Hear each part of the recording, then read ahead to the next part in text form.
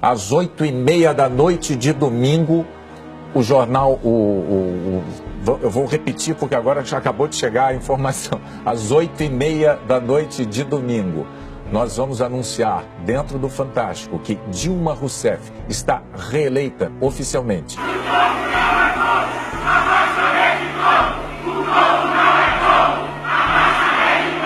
Faremos uma oposição incansável, inquebrantável, intransigente. As coisas são assim, certo? As coisas são assim. Tem lá uns 400 deputados, 300 deputados, e quanto pior, melhor para eles. Eles querem que o governo esteja frágil, porque é a forma deles achacarem mais, tomarem mais, tirarem mais dele. Eu prefiro ser acusado por ele de mal educado do que ser como ele, acusado de achar que... O Brasil não pode fazer como o Paraguai fez, que arrancou o Lugo lá do dia para a noite, porque ele tinha perdido completamente o apoio. A história do impeachment, eu nem falo disso, porque é uma coisa, a meu modo de ver, absolutamente inviável, impensável. O presidente da Câmara, a partir de hoje, é a oposição do governo. O anúncio vem um dia depois que um delator da Operação Lava Jato afirmou que Cunha recebeu $5 milhões em propina por um contrato da Petrobras. Cunha, eu te amo! Nós nos recusamos a essa negociação. O presidente da Câmara, Eduardo Cunha, acaba de anunciar que acolheu um pedido de abertura de processo de impeachment contra a presidente Dilma Rousseff. Foi uma reação ao posicionamento dos parlamentares petistas ali no Conselho de Ética, que está de olho nas atitudes do Eduardo Cunha. Óbvio que foi.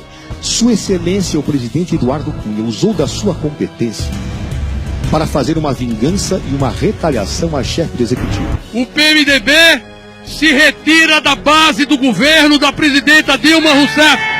Se ainda havia alguma dúvida sobre o golpe, a farsa e a traição em curso, não há mais. O MBL acabou de fechar com o PSDB, DEM, PMDB, uma articulação para eles ajudarem, e aí também com a força sindical, que é o Paulinho, né? Para divulgar o dia 13, usando as máquinas deles também, enfim, usar agora uma força que a gente nunca teve. E foi o MBL que montou isso. A gente está costurando agora com todos eles para ter o impeachment. Então a gente está em outra, a gente está realmente causando problemas para Dilma.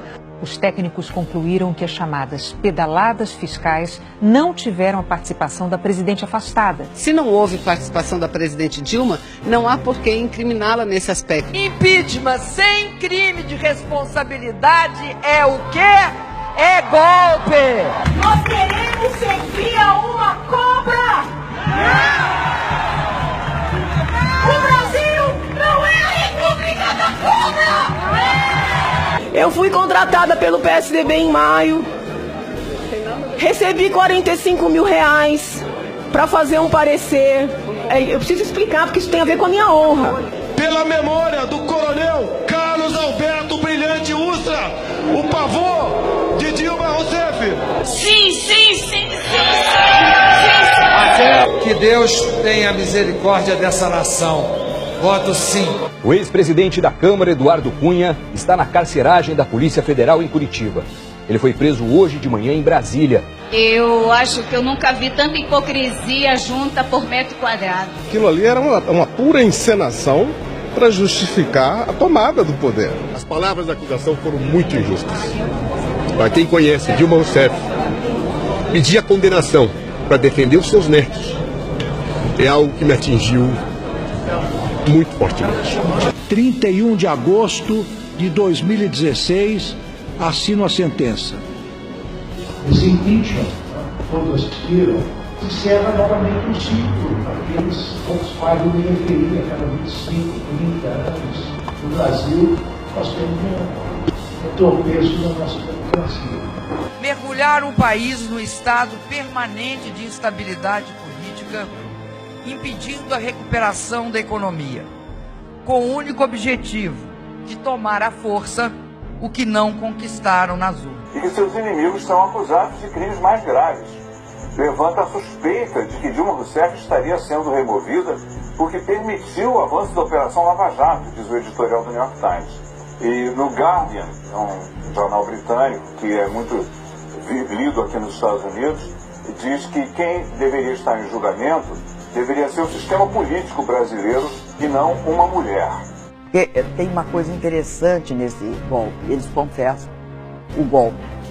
Sugerimos ao governo que adotasse as teses que nós apontávamos naquele documento chamado Ponte para o Futuro. E, como isso não deu certo, não houve adoção, instaurou-se um processo que culminou agora com a minha efetivação como presidência da República. Nós temos a convicção de que não há crime de responsabilidade fiscal nesse processo. A maioria aqui nós votamos exatamente para a questão da governabilidade. Presidente, não é um pouco, vou botar entre aspas, mas mesquinho, tirar verbas da presidente, tirar os aviões, não fica uma coisa... A senhora presidente utiliza o avião, ou utilizaria, para ir fazer campanha denunciando o golpe. O governo vai tirar a urgência para aprovar um pacote de combate à corrupção.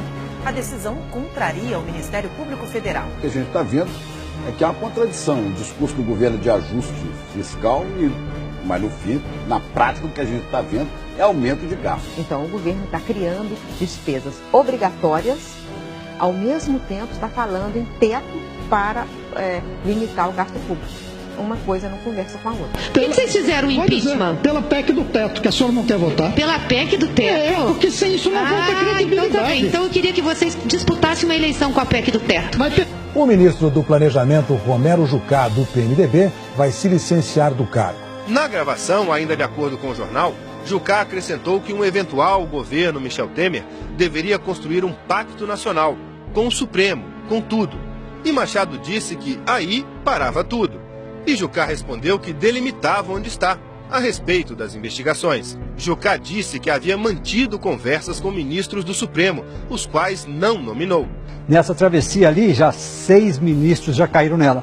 É na média de 1 ministro por mês do governo Temer. Essa disparada do dólar que está acontecendo hoje aqui no Brasil está diretamente ligada ao caso de Edel Vieira Lima envolvendo o presidente Michel Temer. Você vai ver no jornal hoje novos detalhes da delação premiada do ex-diretor da Odebrecht. Ele cita o presidente Michel Temer, o ministro Eliseu Padilha, o secretário Moreira Franco e a cúpula do PMDB. Dá detalhes de como repassava propina a senadores e deputados. Em troca, pedia apoio para propostas de interesse da empresa. No acordo de delação premiada, Cláudio dedica um capítulo ao relacionamento que tinha com o presidente Michel Temer. O nome do presidente é citado 43 vezes no depoimento. O governo Temer decidiu fazer uma reforma trabalhista por medida provisória. Como se diz, vai valer o negociado sobre o legislado. O acordo de sindicatos e empresas sobre quase tudo o que está escrito na lei. Na prática, a teoria são outros 500. Há grandes categorias de trabalhadores que têm sindicatos inoperantes ou mesmo vendidos. Há trabalhadores que não têm mesmo organização alguma. As mudanças propostas pelo governo na reforma da Previdência afetarão de forma radical a vida de 7 em cada 10 brasileiros. O governo cedeu de novo, né? Já tinha cedido nas Forças Armadas, agora cedeu com PMs e bombeiros. E PMs e bombeiros pesam muito nas contas dos estados. Eles podem se aposentar com menos de 50 anos. Então, eles ficarem fora disso aí não tem muita explicação. Canalha! Hipócritas! Canalhas! E golpistas!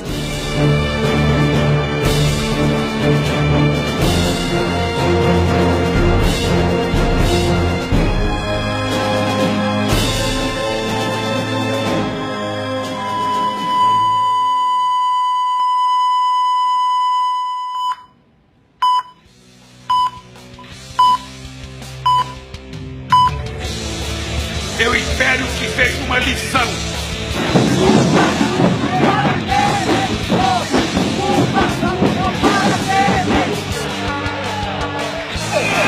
Uma tudo! Contra a PEC do fim do mundo! Cada petista nesse país tem que começar a andar de camisa vermelha. Esse partido, aos 36 anos de vida, tem que ter orgulho, porque ninguém nunca fez mais do que nós fizemos nesse país.